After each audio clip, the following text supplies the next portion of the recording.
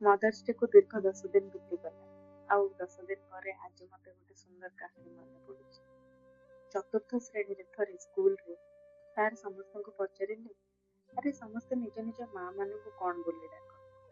ଯଦିଓ ପୁରା କ୍ଲାସରେ ଏକ ଲୟରେ ଶୁଭିଲା ମା, ହେଲେ ଆମେ କିଛି ଜଣ ଧୀରେ କିନା କହିଲୁ ବୋଉ। ଅବଶ୍ୟ ମମି, ମାମା ଏଇସବୁ ବି କିଛି ଜଣ କହିଲେ, ହେଲେ ତାଙ୍କ ସ୍ୱର ତ ଆମଠୁ ବି ଆହୁରି କମ୍ ଶୁଭିଲା। ମନେ ହେଲା ସତେ ଯେମିତି ଆମେ ମା ବୋଲି ନ ଡାକି କଣ ଗୋଟେ ଅପରାଧ କରିଦେଇଛୁ ସତେ, ଯାହାର କୌଣସି କ୍ଷମା ନାହିଁ। ସାର୍ ବି କଟା ଘାରେ ଚୂନ ଦେଲା ଭଳି କହିଦେଲେ, ମା ଡାକରେ ଯୋଉ ସରାଗ ତା କଣ ଆଉ କୋଉଥିରେ ଅଛି? ଏତିକି ଶୁଣି ମନଟା କାହିଁ କେଜାଣି ଭାରି ଦୁଃଖୀ ହେଇଗଲା। ନିର୍ବୁଦ୍ଧିଆ ଥିଲି ସେତେବେଳେ, ଜୋର ଆଘାତ ପାଇଲି। ଯେତେକ ପିଲା ସବୁ ମା ବୋଲି କହିଥିଲେ, ଆମ ଆଡେ ଭାରି ଆଡ ଆଖିରେ ଚାହିଁଲେ। ସେମାନେ ଆଖି ଆଖିରେ ଆମକୁ ପଚାରୁଥିଲେ, ତମେ ମାନେ ଏତେ ବଡ ପାପ କେମିତି କରିପାରିଲ?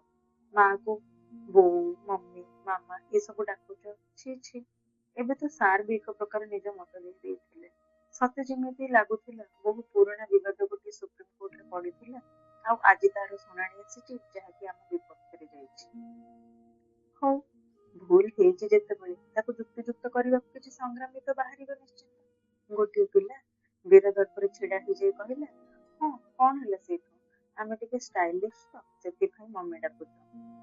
ଓହୋ, ଆ ବଳଦ ମତବିନ୍ଦର ୟାଠାରୁ ଉତ୍କୃଷ୍ଟ ଉଦାହରଣ ମୁଁ ଆଜି ଯାଇ ପାଇନି। ଓଃ, କି ତର୍କ ଚାଲିଲା ସତେକି ବିଧାନସଭା। ଏସବୁ ଭିତରେ ଅବଶ୍ୟ ମୁଁ କିନ୍ତୁ ଭାରି ମର୍ମାହତ ଥିଲି। ଆଉ ସେଦିନ ପଢାରେ ଜମା ବି ମନ ଲାଗିଲାନି। ନାନା କଥା ଭାବିଲି, ମୁଁ କଣ ମୋ ବୋଉଙ୍କୁ କମ୍ ଭଲ ପାଏ? ପାଟି ଫିଟିଲା ଦିନରୁ ଯଦି ବୁଦ୍ଧି ଥାନ୍ତା, ତାହେଲେ ବହୁତ କିଛି ବୁଦ୍ଧି ବିଚାରି ମା ବୋଲି ଡାକଟା ପକେଇଥାନ୍ତି। ହେଲେ ବୋଉ ହିଁ ତ ମତେ ନିଜେ ଶିଖେଇଥିବେ। ସେ ଜାଣି ଶୁଣି ଏମିତି କାହିଁକି କଲେ? ସେ ତ ନିଜେ ପୁଣି ଆଈକୁ ମା ବୋଲି ଡାକନ୍ତି, ହେଲେ ମତେ କାହିଁକି ମା ଡାକଟା ଶିଖେଇଲେନି? ବୋଉ ବିନା ବହୁତ ବଡ ଭୁଲ କରିଦେଲେ। ସ୍କୁଲରୁ ଫେରି ମୋର ଏକା ଯିବି।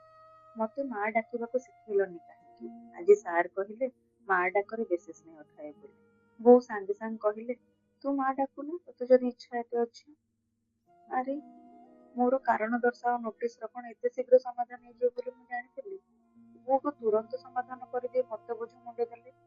ଆଚ୍ଛା ଲୋକ, ଯିଏ ଜନ୍ମରୁ ମା ଡାକିନି ସାଙ୍ଗେ ସାଙ୍ଗେ କଣ ଡାକିଦେବ? ଅଡୁଆ ଲାଗିବନି ତାକୁ?